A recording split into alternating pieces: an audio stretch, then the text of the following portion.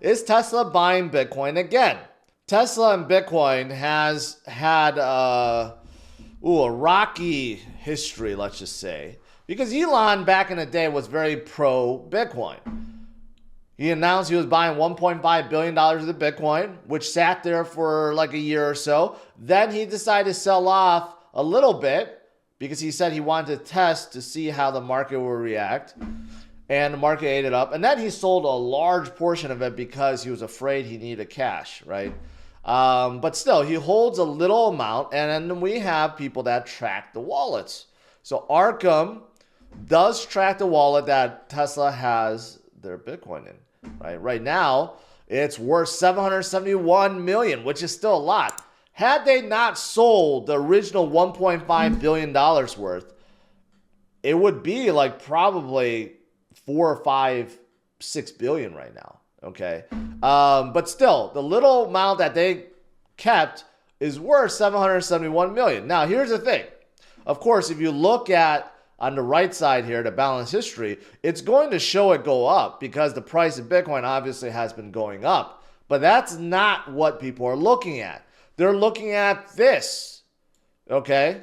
This number right here, the 11,000 Bitcoin that they hold, went up by 1,789. So last time they reported their holdings during their quarterly, they said they had 9,720 Bitcoin. Now it's up to 11,509. So people are wondering, is this an accounting error? I don't think there could be accounting error, like $100 million accounting error. Like, oh, we missed 1,800 Bitcoin. We better add it in.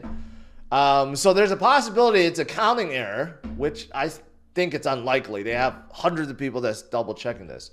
Or it could be that they started accumulating once again. That's a lot. That's $100 million worth of Bitcoin. And they may be reporting it in the next quarterly earnings report or quarterly call, which will be absolutely crazy. Tesla needs it. Okay. Right now, their stock is just not doing good. EVs overall not doing good. But you know what? If Elon and Tesla get back with Bitcoin, they go ride this wave up. And really, Elon understands. He knows money. He knows you're not supposed to keep it. It just inflates. He knows all this. I don't know why he was so anti. I don't know. He was pro and then turned anti. And here's the thing, too. Blackrock is a big shareholder of Tesla as well. Seeing how Larry wants as many as he can, maybe he's been calling Elon saying, hey, maybe you should buy some Bitcoin or buy some Bitcoin ETFs offered by Blackrock. I don't know. But it does seem like he may be accumulating once again. Oh, look at what's happening right now. 67.7. Aren't we going to hit that all-time high today, by tonight? I mean, I don't think people realize, because we get so used to a price range so fast, I don't think people realize that we're like right there. We're $1,200 away from all-time high.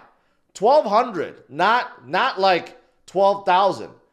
We're 1,100 away from all-time high. We might even do it during this stream like last time. We may have an all-time high again during the stream. We had it once. Maybe we'll have it again. I mean, even states, okay? Arizona's Senate wants to add Bitcoin to their pension fund. I mean, think about that. I've talked about other funds, right? Besides ETFs adding Bitcoin, you have states that want to add Bitcoin now because they recognize, they understand. Some of these politicians are not idiots. They understand that their money in their pension fund is disappearing like crazy. They understand that the U.S. government will always continue to print more money, and that will not stop. And our national deficit just keeps on going higher. So even having states now proposing to add Bitcoin to their pension funds, that's absolutely amazing. Good for Arizona, and I'm pretty sure other states will follow.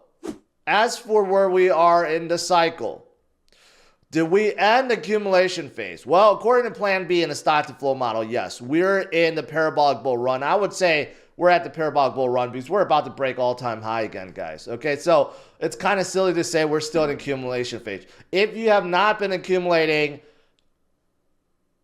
for the last 2 years, 3 years, I don't know what to tell you. I've been here for 3 years, since the top of 2021 all the way to now, telling you guys to focus on the future, DCA while things are low, let the gains come to you. I've been doing that for 3 years, 2 videos every day. And if you have not been listening, I don't know what to tell you. We're so ahead of the game right now, ahead of the halving event. I mentioned this is because of the ETFs. And you can see the flow into these ETFs just going up like crazy. We got numbers from yesterday. Blackrock added another 4,000 Bitcoin, but Fidelity isn't too far off, 3,000 Bitcoin. ARK and Bitwise, you add them together, another 1,000 Bitcoin. Valkyrie added a huge amount, 600 Bitcoin. We still had some sell-off, actually, in fact, a lot sell-off from Grayscale. But overall, these guys are accumulating like crazy. You look at MicroStrategy, they're desperate to cling on their number one spot right now at 193,000. But BlackRock is only 10,000 away, less than 10,000 away. And then you look at Fidelity, they're climbing up really quick too. And all these guys are climbing up. And you could see Tesla right there, labeled at 9,720. That may be wrong. They may be accumulating too. Imagine if Elon started competing with MicroStrategy and just started pouring billions into Bitcoin. That would be awesome. That would be awesome. Remember Elon's thing about irony? The most unlikely, the most comical, or the most funny outcome is usually the right outcome or something like that. I don't know what that, I just butchered whatever he said. But it would be funny if he just became like a Michael Saylor and said, you know what, I hate cash. I'm just going to put all of our profits into Bitcoin. That would be funny and awesome. Obviously, right now, we're shooting higher, right? Are we mimicking previous cycles? Yes, but we're just so ahead of the game.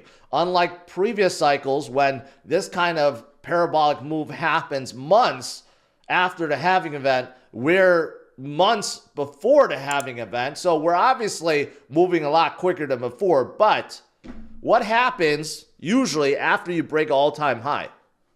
That's when things get really nutty and things start moving quickly. Very, very quickly. Like what we're seeing right now at $68,000. It's looking fantastic right now. Looking absolutely fantastic. And probably going to look a lot more fantastic once we break 69,000. Yes.